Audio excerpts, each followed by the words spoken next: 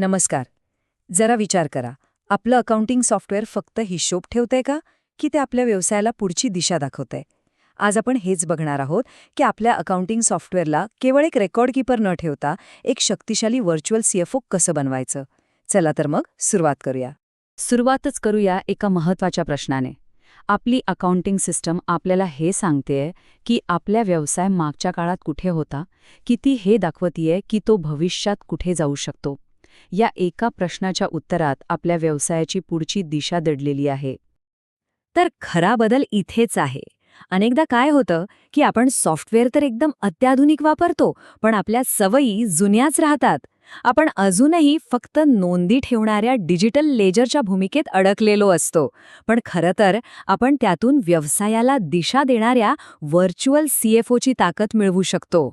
आणि हा एक असा सापळा आहे ज्यात बरेच जण नकळतपणे अडकतात. क्लाउड अकाउंटिंग सॉफ्टवेअरचा वापर फक्त एका डिजिटल फायलिंग कॅबिनेटसारखा केला जातो. म्हणजे जिथे फक्त वर्षाच्या शेवटी टॅक्स भरण्यासाठी डेटा साठवून ठेवायचा. पण खरं सांगायचं तर हे पुरेसं नाही. यात खूप काही करण्याची क्षमता आहे. आणि इथेच सगळ्यात मोठा धोका आहे. फक्त बँक बॅलन्स बघून निर्णय घेणं म्हणजे हिमनगाचं फक्त टोक पाहण्यासारखं आहे. आपल्याला फक्त वरचा भाग दिसतो, पण त्याखाली काय दडलंय, म्हणजे येणारी बिलं, ग्राहकांकडून अडकलेले पैसे, हे सगळं आपल्या नजरेआड राहतं आणि मग निर्णय चुकू शकतात.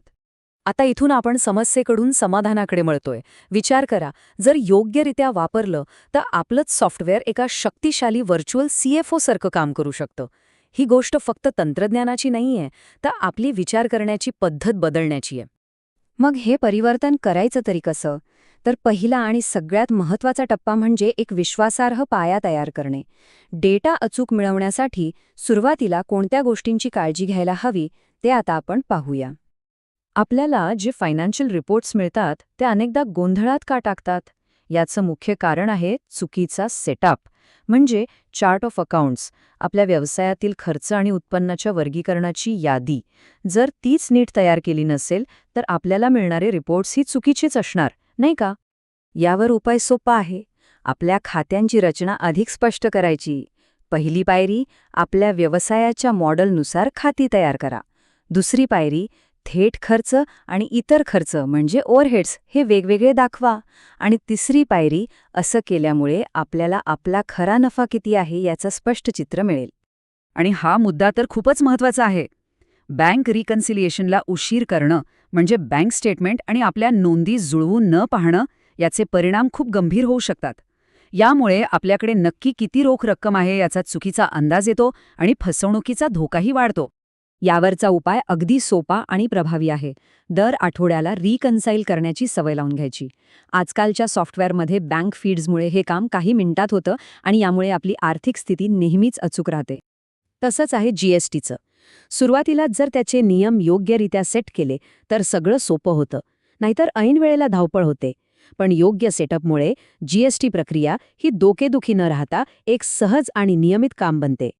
बरं, आता आपला पाया तर पक्का झालाय, मग पुढची पायरी काय? आता आपण बघूया की या डेटाचा वापर करून हुशारीने निर्णय कसे घ्यायचे. हा प्रवास आहे डेटापासून निर्णयांपर्यंतचा. फक्त हा आकडा बघा, 60 ते 70%. विचार करा, रोजच्या कामातला जर इतका वेळ वाचला तर तो व्यवसायाच्या वाढीसाठी वापरता येईल, नाही का?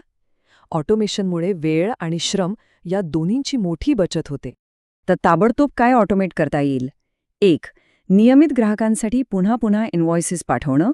दुसरं, उशिरा पेमेंट करणाऱ्यांना आठवण करून देणारे ऑटोमॅटिक रिमाइंडर्स पाठवणं. आणि तिसरं, अंतर्गत मंजुरीची प्रक्रिया गतिमान करणं. हे छोटे बदल तुमचा वेळ वाचवून कॅश फ्लो सुधारू शकतात. आणि हे आहे आपलं अंतिम ध्येय.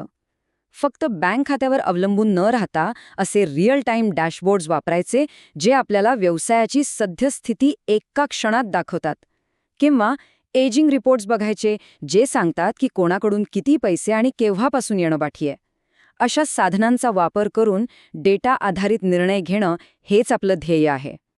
तर हे सगळं मिळून एक नवीन विचारसरणी तयार होते. ती म्हणजे व्हर्च्युअल सीएफओ मानसिकता. आणि हीच आपल्या व्यवसायाच्या वाढीसाठी एक नवीन प्रभावी रणनीती आहे.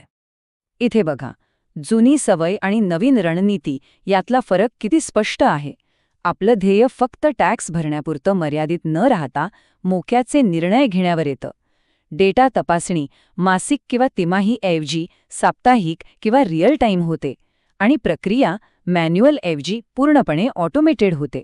म्हणजेच महत्त्वाचा मुद्दा हा आहे की अकाउंटिंग सिस्टम आता एक कंटाळवाणं काम किंवा ओझं नाही, तर व्यवसायाला पुढे नेणारं एक शक्तिशाली साधन आहे. ह्यामुळेच आपण अधिक वेगवान आणि अधिक हुशारीचे व्यावसायिक निर्णय घेऊ शकतो. आणि शेवटी आपण पुन्हा त्या सुरुवातीच्या प्रश्नावर येऊया.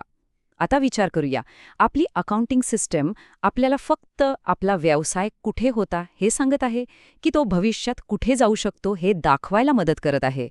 याचं उत्तर आता आपल्याच हातात आहे.